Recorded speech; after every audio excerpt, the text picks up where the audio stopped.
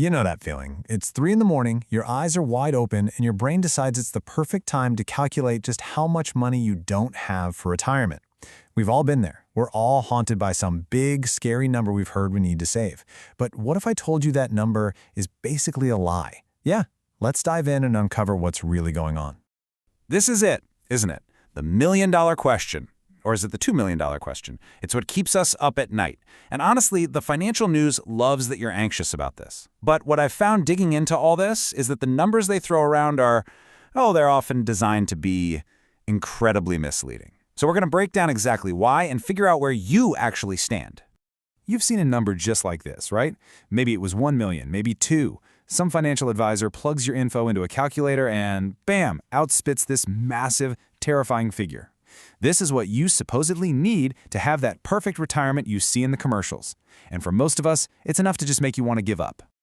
But here's the secret. That number is a distortion. It's a funhouse mirror. It's built on a totally flawed way of looking at how money and savings work for regular people.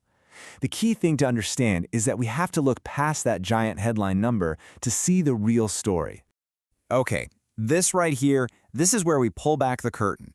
The entire retirement lie really just hangs on the difference between two simple words, average and median. Once you get this, you'll see the true picture of retirement savings in America, and it will change how you think about your own situation.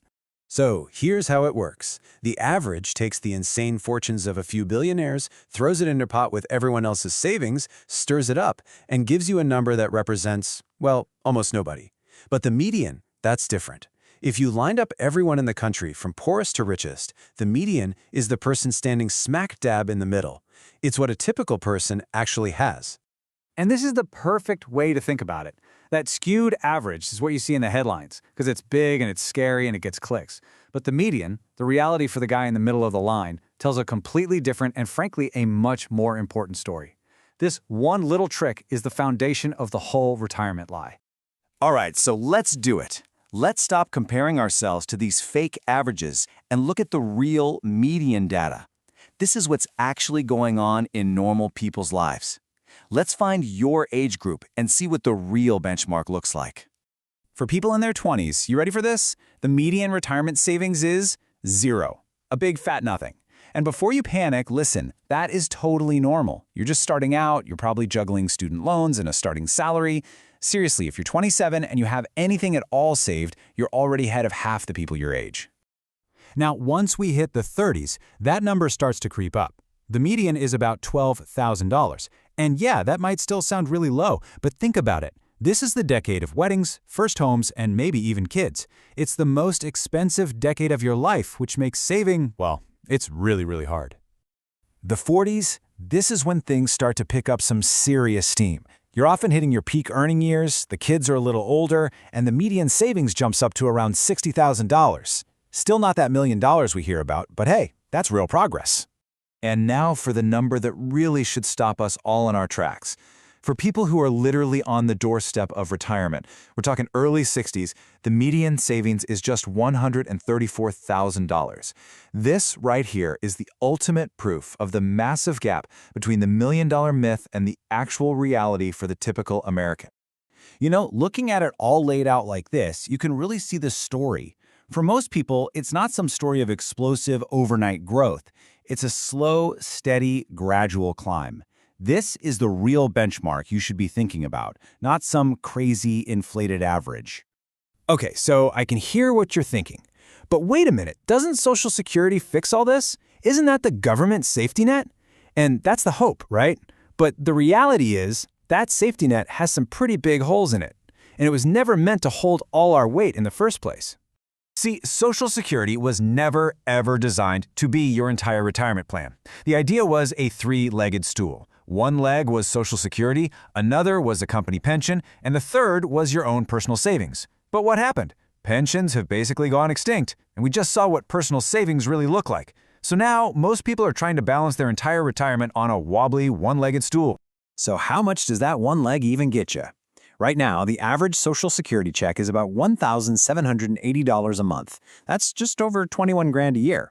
And to put that in perspective, the poverty line for one person is around $14,000. So yeah, it keeps you just above the poverty line. Barely. And if that wasn't worrisome enough, here's the real kicker. The system's trust fund is on track to run low by the year 2034. If Congress doesn't do something, it will only be able to pay out about 78 cents for every dollar it promised, so that already low benefit could get even lower. And let me tell you, hoping Congress fixes it is not a great retirement plan. So if savings are what they are, and Social Security is shaky, what does the average person actually have to work with when they stop working? Let's do the real math now. And this is where the picture gets brutally clear. All right, just to make a point, let's go back to an average for a second. The average American retires with about $170,000 in their retirement accounts. Okay, it's not $1 million, but it's something, right? Well, hold on. That is not the end of the story. Because we have to talk about the other side of the balance sheet, debt. The average person nearing retirement is still carrying almost $100,000 in debt. We're talking credit cards, car loans, medical bills, you name it. This is the giant anchor dragging that savings number right down to the bottom. So let's do the final terrifying calculation. $170,000 in savings minus $96,000 in debt equals $74,000. That's it. That's the actual liquid spendable net worth the average person has to fund their entire retirement. Not $1 million, $74,000. Okay, I know those numbers are depressing. But listen, knowing the truth, the real truth, is the absolute first step to fixing the problem. If you're looking at these numbers and feeling behind, the good news is you can still make serious progress. So let's pivot from the problem to a simple, actionable solution.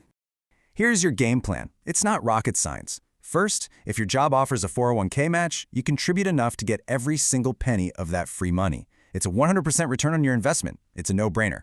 Second, open a Roth IRA. Even if you only start with $50 a month, just start and automate it. Third, slowly but surely work your way up to saving 15% of your income. And fourth, you have to attack your high-interest debt like your life depends on it. And if you need one last piece of motivation, just remember this story. The single biggest factor in your success is not your salary, it's not your investing genius, it's time. A simple 10-year delay cost Peter over $500,000 because he missed out on the incredible magic of compound growth. So the question isn't whether the numbers are scary. The question is, what are you going to do about it, starting today?